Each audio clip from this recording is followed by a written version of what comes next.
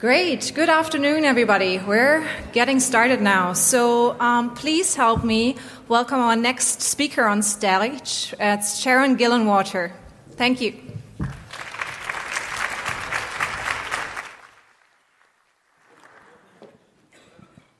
Is this on? Hello, everybody. You made it through the first day of Inbound. Congratulations, and thank you so much for coming to the last session. I know you'd probably rather be at the bar. That's probably where I would be. So thank you for coming and joining us for 45 minutes to talk about ABM. My name is Sharon Gillenwater, and I'm a longtime ABMer and founder of Boardroom Insiders, and we're a startup based in San Francisco and South Carolina. But before I tell you a little bit about what we do, how many of you here are from agencies? Okay, and how many of you are from B2B companies? Oh, good, okay, that's what we are. And B2C companies? Okay. And how many of you will admit to being a little perplexed or confused about ABM? Okay, that's understandable.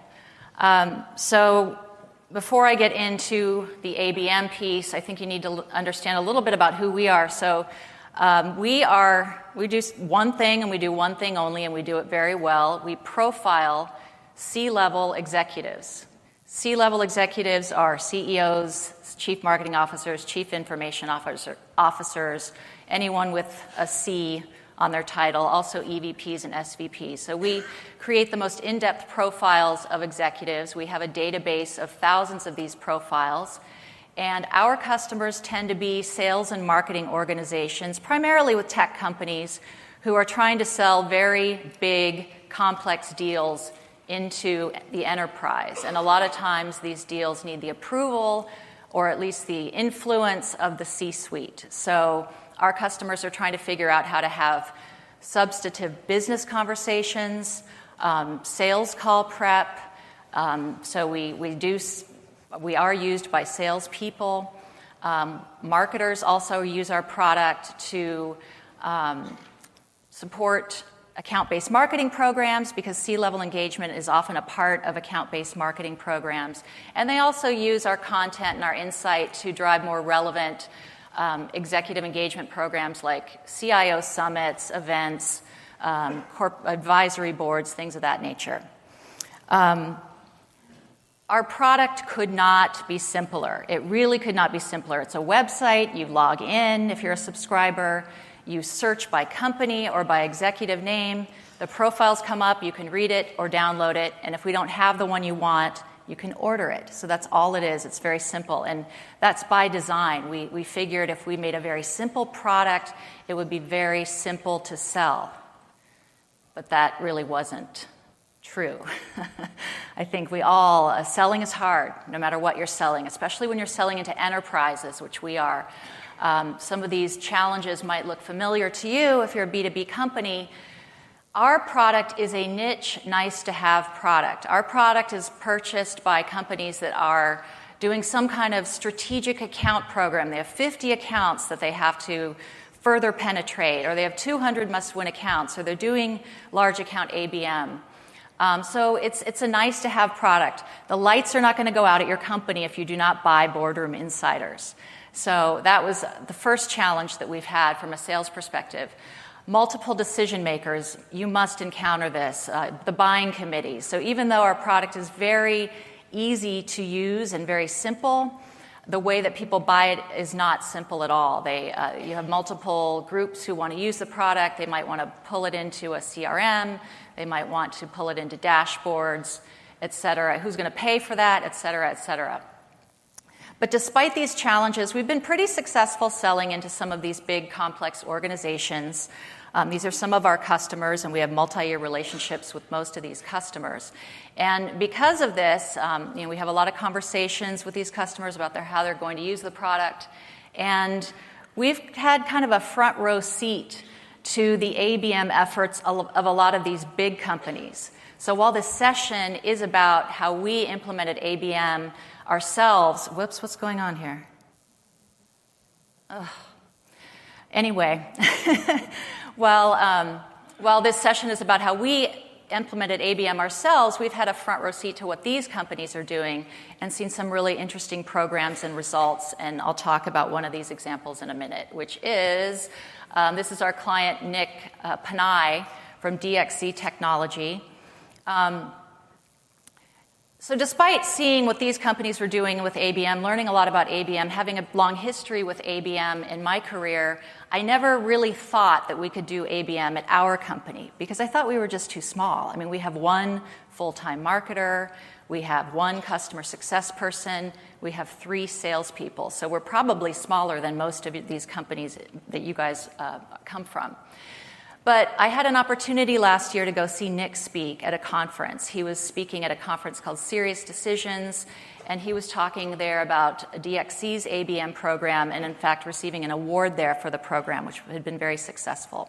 So one of the first things he said was this: help sales close deals, and they will become your best friend. This is a really obvious statement, but as marketers, we tend to lose sight of this because we have so many things going on. Marketing is always changing. We have so many programs and tools. But this is really what it's all about. This is what I decided at that point when I heard him talking is I decided this is the only metric I really care about moving forward. And my mindset at the time was we had gone all in on inbound. We were using HubSpot. We still use HubSpot. We were spending all of our marketing budget on HubSpot and content. And we had some great content. Our customers loved it. The prospects we had loved it. They were consuming it at a rapid pace and asking for more. But we weren't generating a lot of new qualified leads. And we needed those qualified leads to grow. So my mindset at the time that I was listening to Nick was like, so there's something not quite right with our marketing. What can we do to generate more leads? And then he said this: the size of your company doesn't matter when you're doing ABM. And I got really excited when I heard him say it's not about huge budget, it's about focus. And then he went on to talk about their ABM program, which I already knew a little bit about at the time. And really what DXC did is, I don't know if you know anything about the company, but at the time they were going through this big merger. They bought like HPE's services business or something, and they were combining. They knew they didn't have the bandwidth to stand up a ABM program, a large ABM program, so they decided to go with something that they call pursuit marketing. They just started with one account. And it was an experiment. And they started with one account where there was a big deal on the table. And they kind of put all of their resources around, LinkedIn ads targeting people who work at this account, their email list. They even bought ads in the subway stations around the headquarters of the company that they were going after. So they worked very closely with sales. They used our profiles to show their executives what the executives at the customer company cared about and try to build relationships between those executives. So as I heard him talk about what they did, with the exception of the subway ads, I thought, well, we could do that. We could afford to do that. So I went back to our team and we had a brainstorm about, how could we do this? So we also decided to start with one account, and we did more than that eventually. But before we get into what we did, I want to talk a little bit about ABM and why you might be confused, because even as someone who had done ABM for 15 years with big accounts, I felt like I didn't know what it was anymore, because all of this technology had come about, and all of a sudden people are talking about ABM as if it's this mass marketing thing. Oh, we can target 2,000 accounts, and that just didn't sound like the ABM that I had known all these years. So I want to just tell you, ABM is not new. Those of you who are younger in the audience, it's been around for decades, especially in the technology space. And it's not a technology, it's not about technology, it's really a strategy. And to me, what it really is it's about, number one, understanding and nurturing your most valuable customers and prospects. The first word to really focus on is understanding. And this is why I was confused with all the technology that's in play. I feel like you can't automate a lot of ABM because you're not sending a personalized message to that particular account. And this is where some of my confusion was coming in. Nurturing, really important, especially when you're talking to C-level executives. You can't just, boom, it's not one and done. It's that drip irrigation of information and messaging and valuable content over time that hooks people in. And then the third highlight here is the most valuable customers and prospects. ABM is really not for every account. I guess you can try using technology that allows you to scale ABM now, but in my mind, it's reserved for only your most valuable customers and prospects. Call me old school, but that's my perspective on it.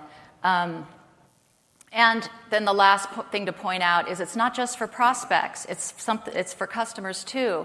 And I've heard a lot of talk in other sessions today, which was really exciting, about the need to really focus on your own customers. And someone said earlier, use them as I think a lever for growth, because you can cross-sell, you can upsell, and more importantly, happy customers will refer you to other customers.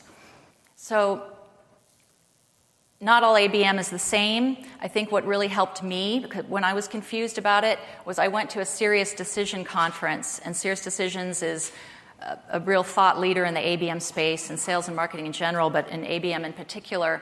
And they shared this framework, and all of a sudden it made sense. So I hope this is helpful to all of you. So they define ABM as coming in 3 flavors. And the first flavor is really that more mass market where you're targeting several of thousands of accounts.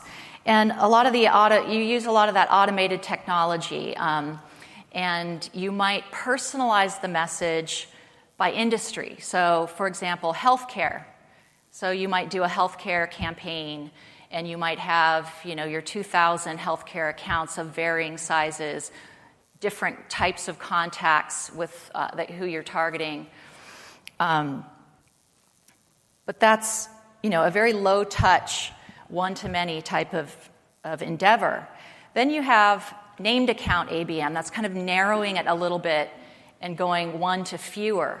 So if the first bucket was healthcare, this might be, okay, here are our top 50 healthcare accounts, big healthcare accounts that we care about, and we're going to do a campaign targeting healthcare CIOs. So you put together a piece of content about AI, what healthcare CIOs and what they're doing with AI or blockchain or something. So that's one to fewer. Both of these are out of reach for us. We're not going to be doing anything like this anytime soon with our size and our resources. But what we are focused on as a small company is large account ABM. And when I saw this at Sirius, I was like, okay, it all makes sense now. This is where we play. This is the traditional ABM that I've known about for decades, where you have your top accounts and you create account plans for them, and you know who the players are, and you know what their strategy is, and you know what you think you can sell them based on what they're trying to accomplish, and you just map it all out, and you might execute on that account plan for a year or more. So this is really what I'm talking about. It's one-to-one. It's not really, there aren't any fancy bells and whistles that you have to use, because as a small company, we don't have a MarTech stack. We don't have a bunch of sales technologies that we're using. So come back to the office after hearing Nick, sit down with the team and discuss what can we do. So just as DXC started with one account, we decided to start with one account. So we identified one very large provider of cloud computing services that we wanted to target. We knew, based on what we had read about them, that they should be doing business with us, but for whatever reason, they had not engaged with us at all through the regular inbound marketing. We had 0 contacts from this company in our database, which was strange. So we designed a campaign around it and a whole bunch of activities that we were going to do. Being who we are, that we profile executives and we preach to our customers, you need to understand the company before you do your outreach. We did that ourselves. We researched what the company's strategy was, what their sales strategy was in particular. And this is important because, remember, what we sell enables salespeople. It helps drive sales. So we're not just going to, talk to their company strategy. We wanted to talk specifically to their sales strategy. So we needed to understand what that was. And a good place to get this information, by the way, earnings calls. Read earnings call transcripts. I'll talk about that later. We wanted to know who the key players were who had titles that typically buy from us or use our products. So we just researched that on LinkedIn. And we compiled a list in a Google Doc, very simple, nothing really fancy about what we did, and collected the contact information. Then we designed the messaging. We created a LinkedIn ad that had a picture of their CEO in it, with a quote from their CEO, and then we did some messaging around, gosh, wouldn't you like to help your CEO be more successful? And we did a similar landing page in HubSpot, and we ran this campaign on LinkedIn, and we supported it also with some in-mails to the contacts that we had collected. A little bit about LinkedIn in-mails, because you'll hear that we've used that a lot successfully. We love LinkedIn in-mails, but they are abused because I'm the recipient of a lot of those in-mails. You get these in-mails and you think, oh, well, what is this? And you open it and it's some generic thing. Don't do that. That's very bad. And it's actually worse than not sending it at all because it makes people angry. But if you write an in-mail that says, hey, I saw your boss last earnings call said this. I'm wondering if you are supporting that in your role, because I think we might be able to help you with this. Brief, pique their interest. It works. So within 2 weeks, and by the way, we were really excited about doing this. It was November. We didn't care. We ended up doing it all over the holidays. But within 2 weeks, we had samples in the hands of one contact who was a regional head of field marketing, which is perfect for us. That's typically who buys us, is field marketing. Within a month, we had a meeting with her boss, the head of North American field marketing. And within 6 weeks, we were talking about proposals and what a deal would look like. There were a lot more conversations after that. And I'm happy to say that the deal closed yesterday. 10 months is still a very long time. A 10-month sales cycle is very, very long. But we've had sales cycles as long as 1 to 2 years. And considering that they weren't even in our database, we were not on their radar at all, we consider this a win. So we like the results. Oh, and my partner, our head of sales, would kill me if I didn't tell you this. While this was all going on, one of our customers, from one of our big customers, he left and he went to this company while all this was happening. So not only were we had our own campaign going, we had a friendly champion suddenly move to the company, which was very helpful. We might disagree as to what actually made the deal happen. But, all of this stuff helps, right? The more contacts you have, if our champion had come over to the company and no one there had ever heard of us, we weren't on their radar at all, it might have been more difficult.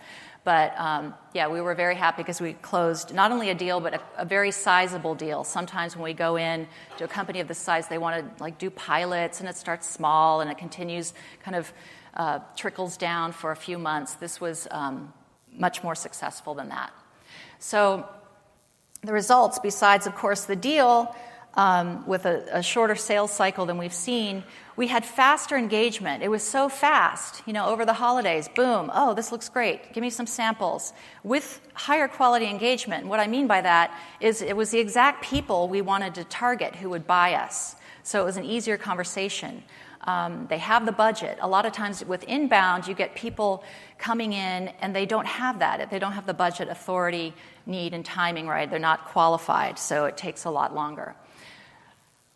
So with that little success under our belt, or brewing under our belt as of February 2018, we were intrigued by this notion that, this customer left and went to this other company and that was helping us. So we thought, well, what about all of our other users who have kind of disappeared? Where did they go? So we chose a group of 10 companies, and we decided to figure out, we mapped where customers had gone, which customers had gone to these 10 companies. Did we have any users that had moved over to any of these 10 companies? And we did find that there were some, and so we did what we call the We Miss You campaign. And our goal was to re-engage those folks who knew about us at their new company. Why does this keep doing this? So it was a similar process. We always start by understanding the company. And what they're going through from a sales perspective, what their company strategy is. And then we came up with the messaging. It was just like a casual in-mail to these folks, some of whom remembered us and knew us. And so we asked them, hey, do you think you might be able to use us at your new company? We'll give you a trial and you can share it around and see if there's any interest. As far as the results of this, I have no idea.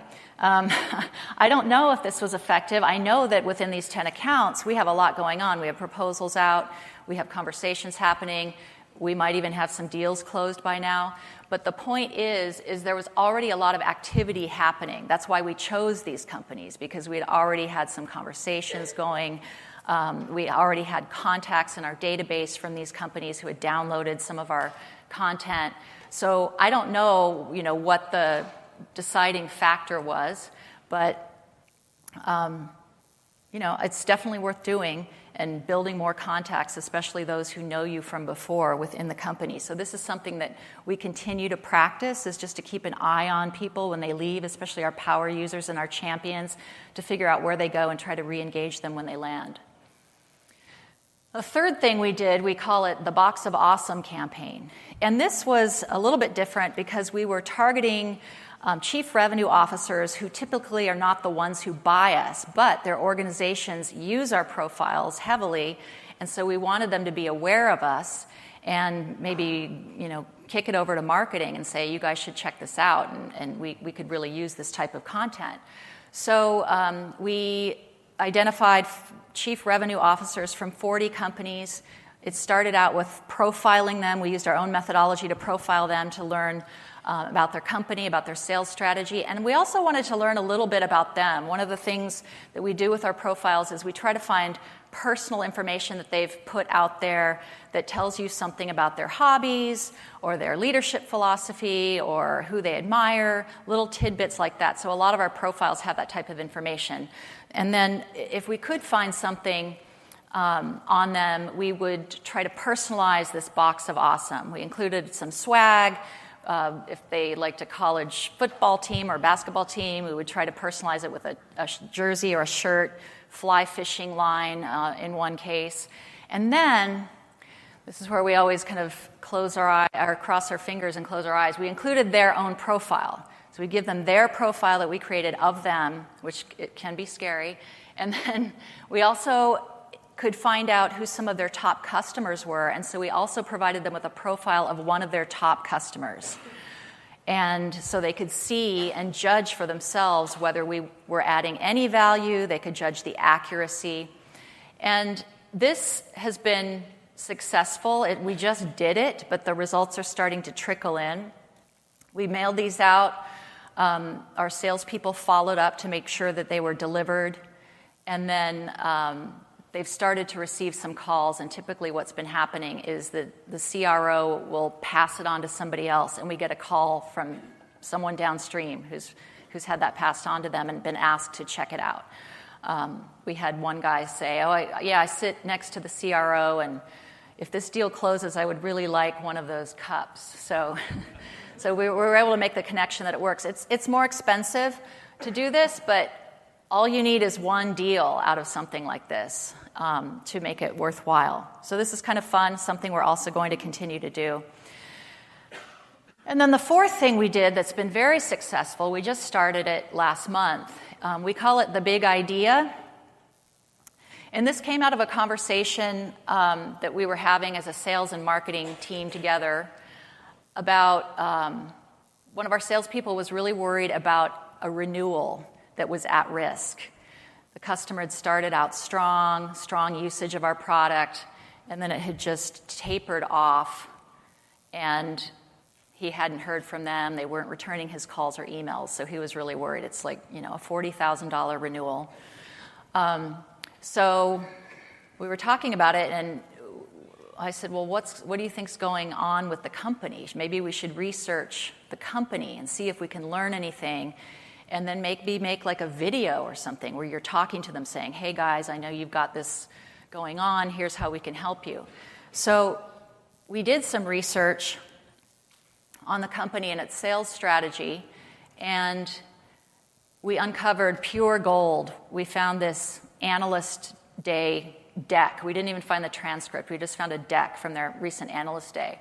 And what we found out from that deck was they're not even actively selling to new logos. They're letting their kind of inbound and digital engine do the selling. But what they are doing is they want to sell more to their top 300 accounts. They want to increase product penetration with these large customers. They want to cross-sell and upsell, and they want to align, align their conversations to their customers' business themes. Well, who can give those business themes? We can. They have access to those business themes. They had just forgotten that they had access to this and kind of disengaged from our product.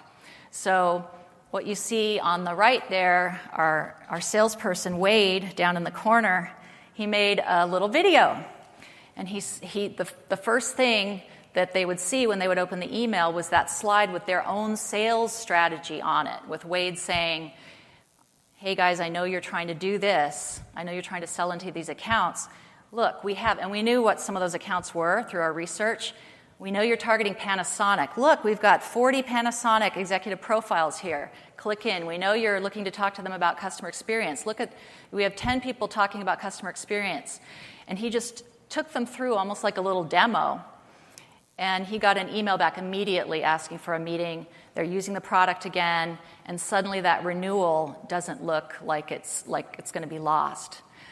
We've done this same thing in the last month with prospects that have gone dark, prospects where we have big proposals out, but they've gone dark and we don't know what's going on. We can't get a call back or an email back.